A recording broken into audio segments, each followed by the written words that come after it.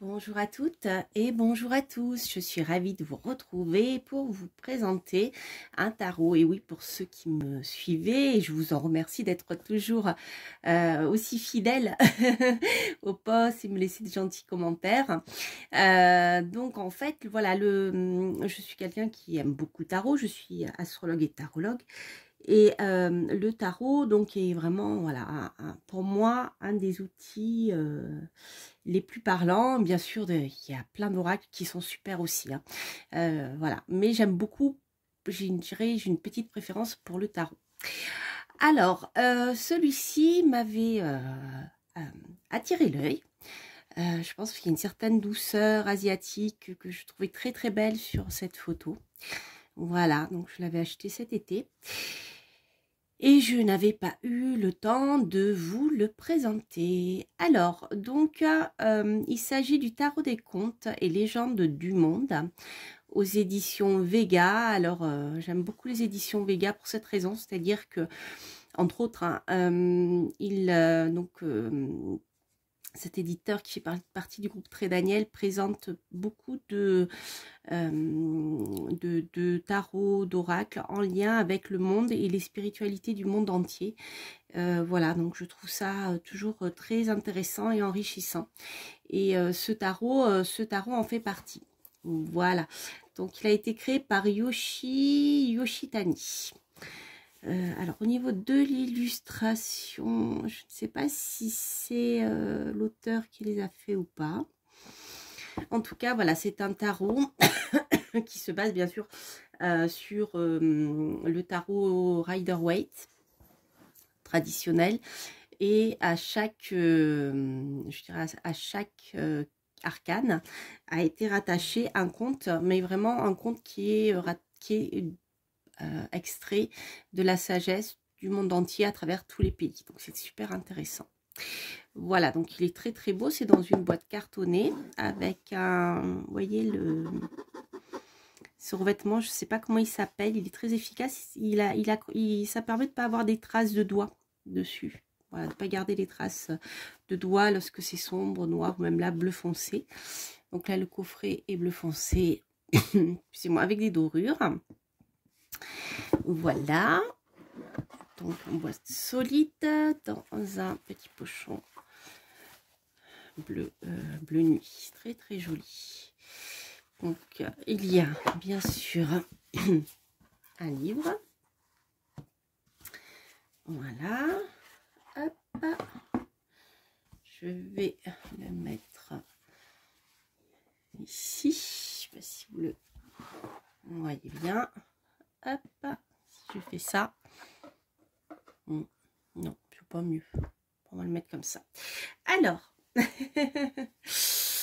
Donc je vais vous présenter rapidement le livre, hein, et ainsi que les cartes. Je vous les montrerai pas toutes, hein, parce qu'on a quand même 18 lames, et surtout je veux garder un peu de temps pour vous faire un tirage à deux choix comme je le fais tout le temps après chaque oracle tarot que je présente.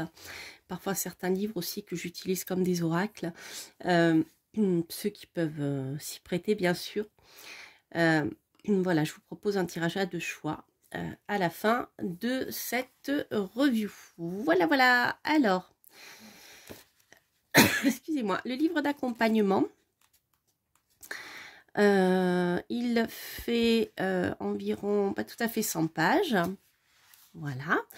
Donc vous avez pour chaque illustration, pour chaque arcane, donc l'illustration en couleur, le nom du conte, l'origine du conte. Donc par exemple ici le 7 de denier est rattaché à Nanahuatzin, voilà, de la sagesse mexicaine, la mythologie aztèque. Donc ici, alors je trouve que c'est très bien fait pour les débutants, enfin pas forcément les illustrations au départ si vous voulez apprendre le tarot, mais les explications ici je trouve sont parfaites pour les étudiants, pour ceux qui souhaitent apprendre le tarot. Je trouve que le livre est très très bien fait. Donc par exemple ici nous avons le 7 de denier. Alors c'est vrai que vous voyez, il faut avoir l'habitude du Rider-Waite et pour savoir où sont les deniers. Donc les images, je dirais, sont pas très adaptées aux débutants qui souhaitent apprendre le Rider-Waite. Par contre le livre, oui. Voilà. Alors, le 7 de denier, là par exemple, donc je vais vous lire le petit passage, comme ça vous allez voir ce qui est dit et comment surtout la signification est abordée et ce que vous pouvez tirer de ce livre. Donc par exemple, le 7 de denier évoque la volonté d'obtenir une bonne récolte, même si cela demande des sacrifices. Nana Wadzin est celui qui sait quand il est approprié d'être patient et quand il est préférable de tout raser et repartir à zéro. Donc vous voyez, il y a la signification du 7 de denier qui est bien sûr rattachée à la symbolique aztèque. Ensuite, vous avez des mots-clés, donc avec la carte à l'endroit, récompense, persévérance, décision, investissement, réalisation. Et la carte à l'envers, hein, alors soit la carte sera à l'envers si vous tirez les cartes à l'envers, ou alors si vous utilisez les cartes en pour, les cartes en contre, à ce moment-là, pour la carte en contre, vous prenez la carte inversée. La signification de la carte inversée.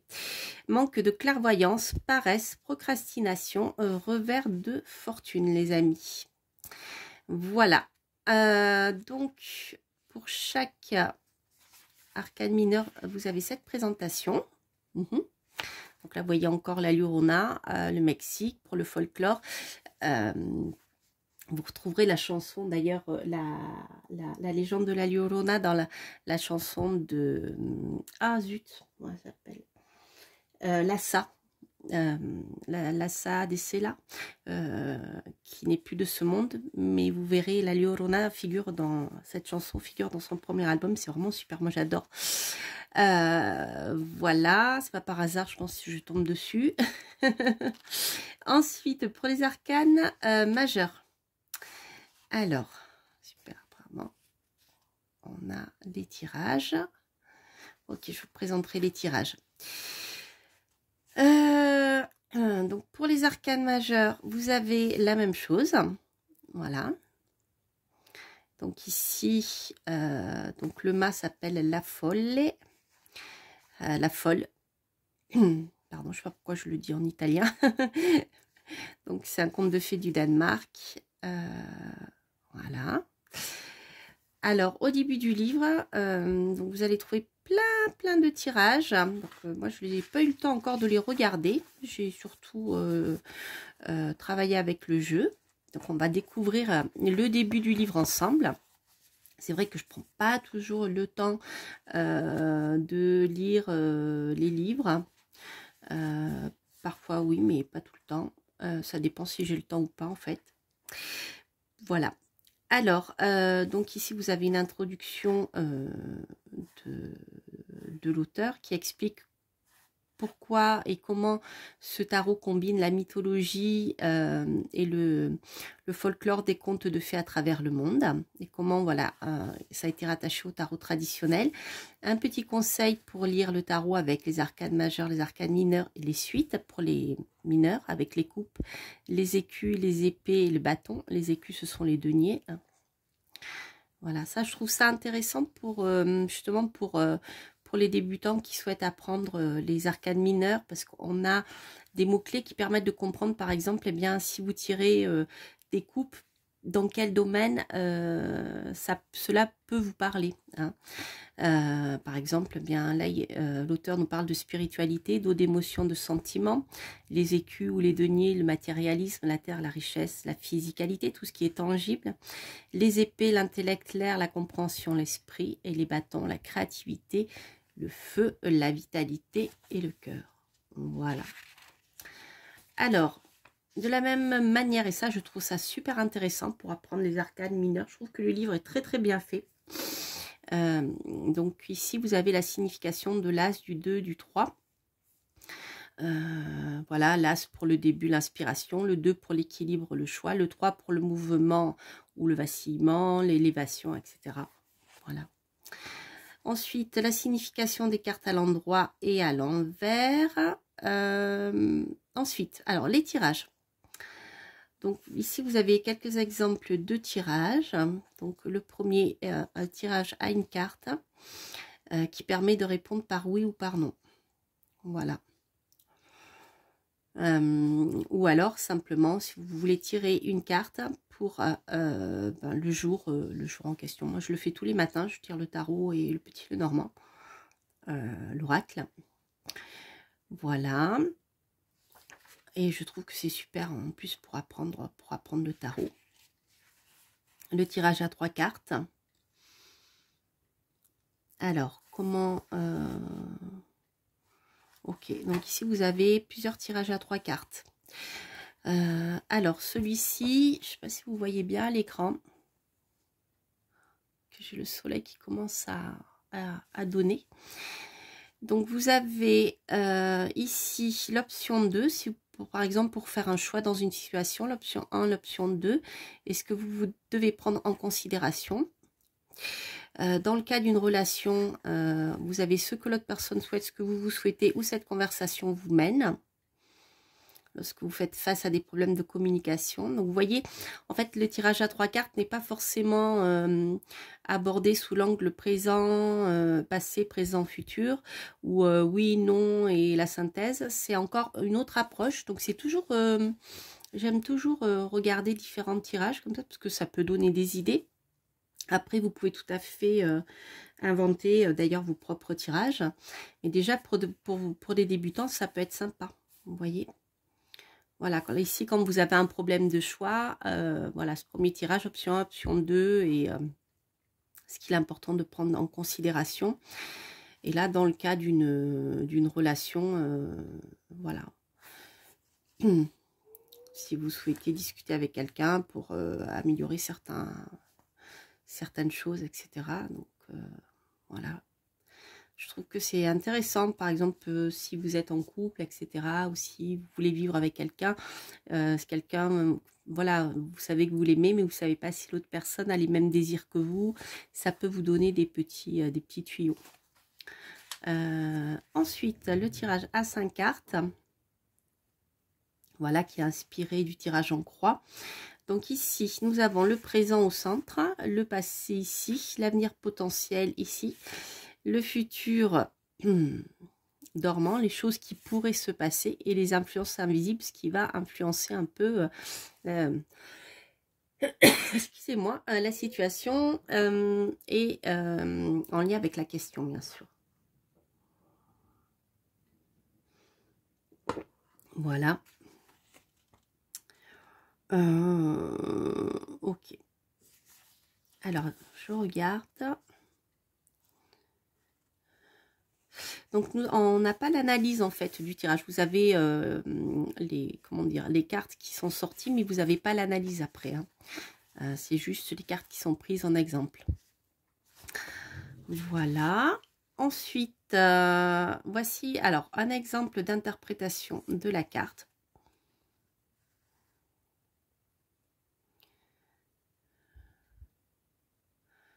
Voilà, comment déjà rentrer dans une carte, c'est des petits conseils pour voir comment rentrer dans ce jeu qui est quand même particulier. Hein. Ici, pour les amoureux, vous avez la belle et la bête.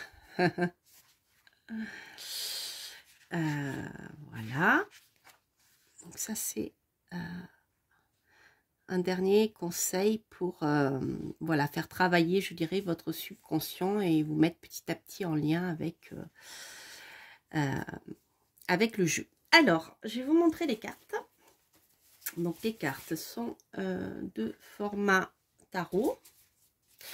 Donc, elles sont, vous voyez, elles sont de taille tout à fait...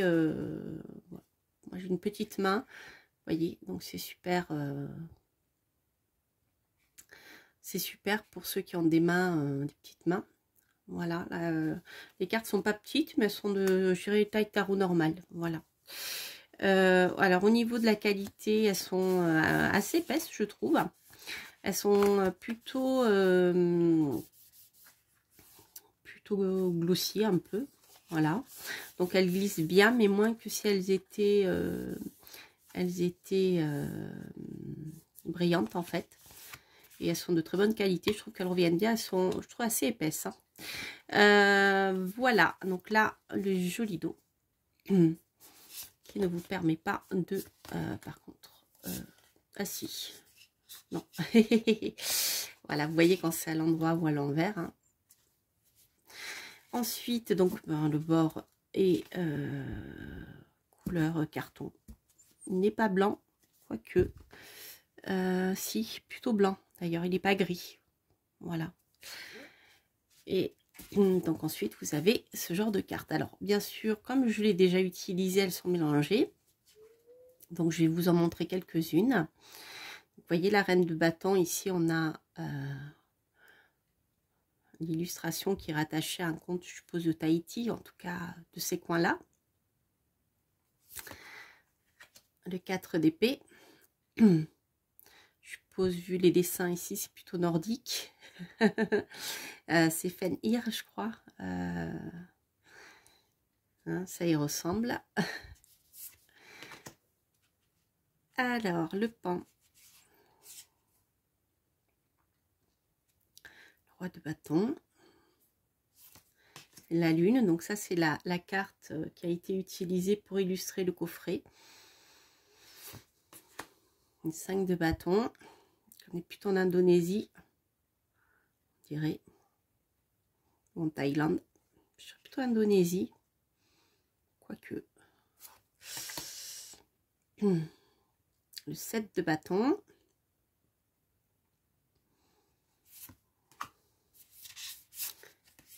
Hop. L'as d'épée. Le 2 d'épée. Donc vous verrez, certaines cartes ne nous éloignent pas trop dans l'illustration du rider, comme par exemple le 2 d'épée. Par contre, d'autres qui s'en éloignent beaucoup plus. C'est pour ça que je disais qu'au niveau de l'illustration, il faut déjà, je pense, connaître un petit peu le rider pour pouvoir rentrer dans l'image, parce que des fois, voilà, quand on ne connaît pas forcément le conte, c'est pas évident. Ici, on a eu le 8 d'épée avec peau d'âne. Voilà. Donc, si vous ne connaissez pas peau d'âne, ça peut arriver. Eh bien, voilà. Donc, pour les contes français, ça va. Si vous êtes, si vous connaissez bien les contes français ou même francophones à travers le monde, mais c'est pas forcément tout le temps le cas. Par contre, pour tout ce qui est lié à l'Asie, etc., c'est peut-être un peu plus compliqué. Donc parfois l'illustration voilà, et il faut rentrer dedans. Hein, voilà. Donc là, vous avez le 8 de bâton. Là, on se rapproche un peu de du 8 de bâton du rider, avec quelques variantes. Le roi de denier, vous voyez, c'est plus compliqué. Le valet de denier, c'est pareil.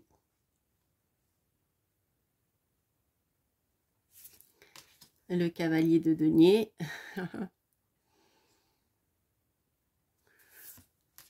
La reine de denier. Le 7 de denier. Le 4.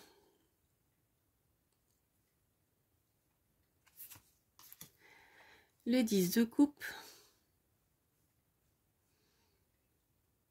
Donc celui-ci en a un peu plus de, je dirais, il ne s'éloigne pas trop, on comprend bien avec l'image, la symbolique, mais après voilà, le conte qu'il y a derrière, c'est autre chose. Le pendu.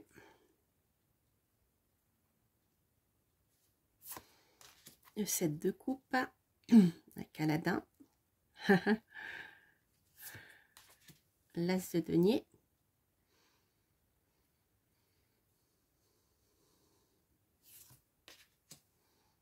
La tour.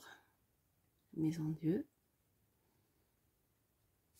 Vous voyez, c'est ce que je vous disais. Il y en a, on est loin. Alors, c'est pareil, voilà, le fou, la folle, c'est pas évident. Hein. Bon, avec la sirène, on se rapproche un peu, on arrive à rattacher. Mais c'est pas tout de suite évident, contrairement, par exemple, ici, voilà, la tour.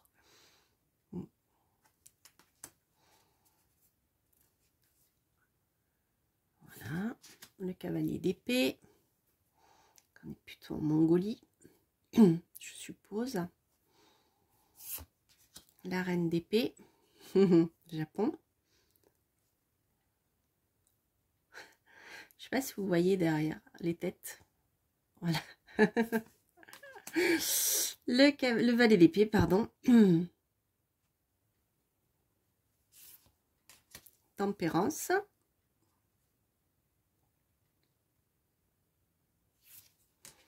L'étoile. J'adore cette carte. C'était un conte russe.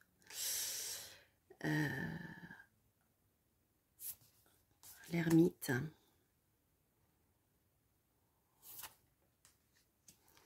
Et le 8 de coupe. Voilà. Ce que je vous propose, c'est de faire un petit tirage. Donc à deux choix. Moi, je vais boire un peu d'eau parce que je ne vais pas trop tousser. Et on va voir bien, comment on peut lire les cartes en se basant sur le livre. D'accord? Donc, ça, je dis ça pour les nouveaux venus, à qui je souhaite la bienvenue. Pour vous qui me suivez déjà, vous savez, voilà, comment je fonctionne. Alors, donc vous avez un tirage ici à deux choix. Le premier choix, c'est le poisson malachite. Et ici, vous avez la Sardonyx. Voilà. J'ai changé avec quelqu'un qui est très sympathique, que j'ai croisé sur le net, qui avait laissé un commentaire sous une de mes vidéos, qui est lithothérapeute, et on recherchait le nom de cette pierre. Donc c'est la Sardonyx. Donc celle-ci est orange, il y en a de plusieurs couleurs. Et apparemment ce sont des inclusions d'onyx, si j'ai bien compris. Voilà, donc c'est une sorte d'agate, apparemment de la même famille que la cornaline, mais en plus elle a des inclusions d'onyx. Je ne sais pas si vous voyez bien là. Ça fait comme si, c'est marrant, on dirait des dessins d'Okusai d'ailleurs. Voilà, c'est vraiment super. Elles sont vraiment très très belles ces pierres. Voilà, donc vous pouvez poser une question par tirage, choix 1, choix 2, ou alors en choisir un si vous avez une question particulière. Alors, donc je vais tirer une carte pour le poisson en malachite.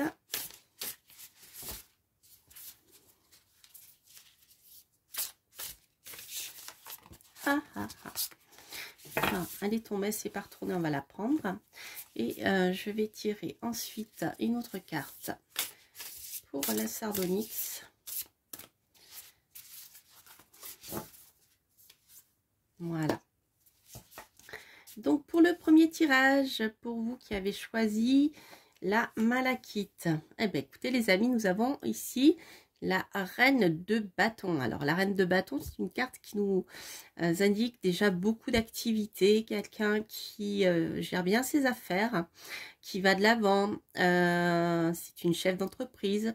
Donc si vous avez des projets que vous avez débutés, sachez que vous avez toutes les qualités et les capacités pour déjà mener et bien avancer dans votre projet et bien gérer la situation avec beaucoup d'énergie, beaucoup de passion même.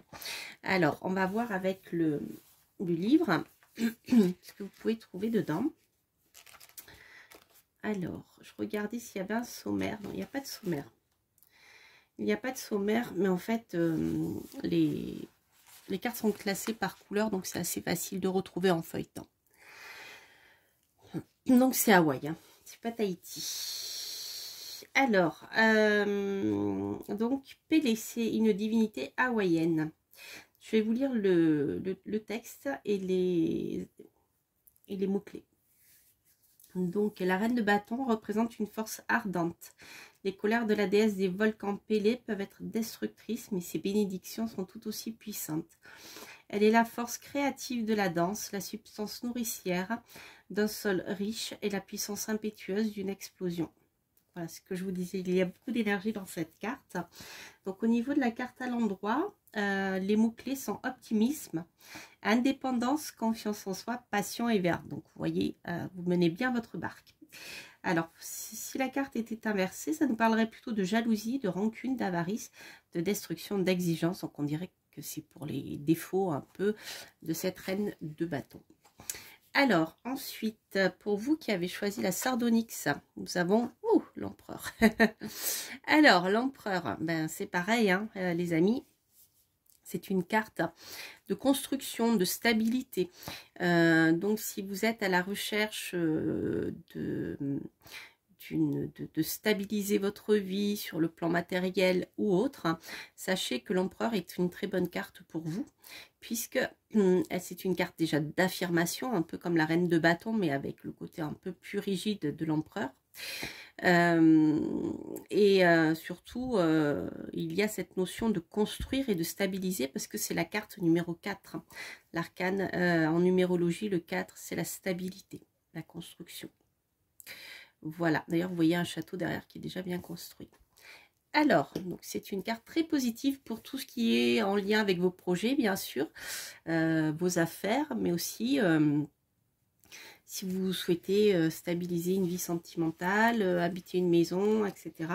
Et, voilà, il y a des fondations qui se mettent en place, quelque chose de solide et de construit. Alors, je vais...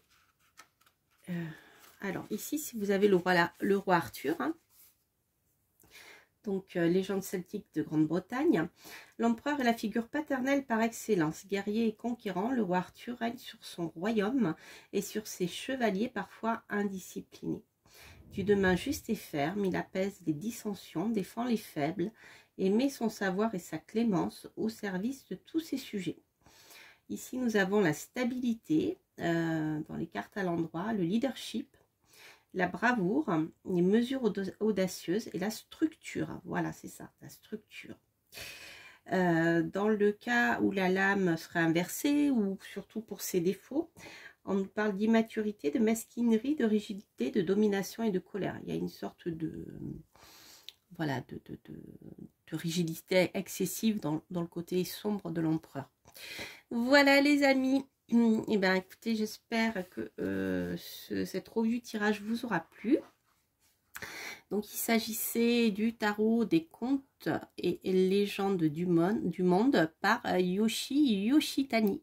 Voilà, aux éditions, c'est les éditions Vega, que je ne me trompe pas. Voilà, voilà, n'hésitez pas en tout cas à liker si vous avez aimé, à vous abonner si vous passez par là, et à commenter si ce tirage résonne en vous, si vous aimez bien ce magnifique jeu que moi j'aime beaucoup en tout cas. Voilà, je vous embrasse, je vous souhaite plein de belles choses et je vous dis à très très bientôt pour de prochaines aventures. Portez-vous bien, bye bye.